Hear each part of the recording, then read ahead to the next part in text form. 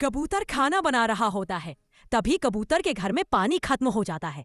कबूतर पानी लेने आता है और जब नल से पानी भर रहा होता है तो कबूतर की नजर एक प्रेग्नेंट तोता पर पड़ती है जो प्यास से तड़प रही होती है।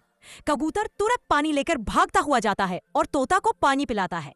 फिर अपने साथ घर ले आता है और तोता के लिए एक बड़ा घोंसला बनाता है और फिर तोता उसी में अंडे देती है और फिर कुछ दिनों उनसे बच्चे निकलते हैं।